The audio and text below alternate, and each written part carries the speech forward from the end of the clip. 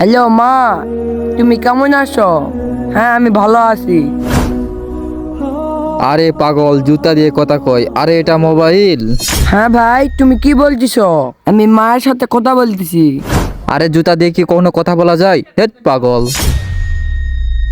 আরে ভাই, তুমি জানো না আমি আমার মায়ের সঙ্গে কথা বলতেছি। আরে তুই এতক্ষণ কইছিলিস?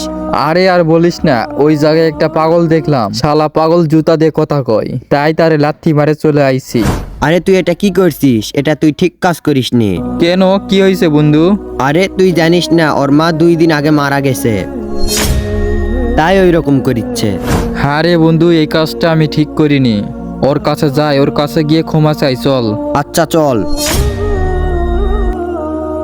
ভাই তুমি আমাকে ক্ষমা করে দাও, তখন তোমার সাথে অনেক খারাপ ব্যবহার করছি।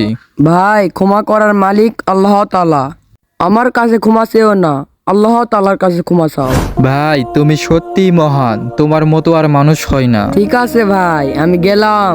তো গাইস, আমাদের এই ভিডিওটা কেমন লাগলো অবশ্যই কমেন্ট বক্সে জানাবেন। আর ভিডিওটি যদি ভালো লেগে থাকে তাহলে চ্যানেলটি অবশ্যই সাবস্ক্রাইব করে দিবেন। ধন্যবাদ।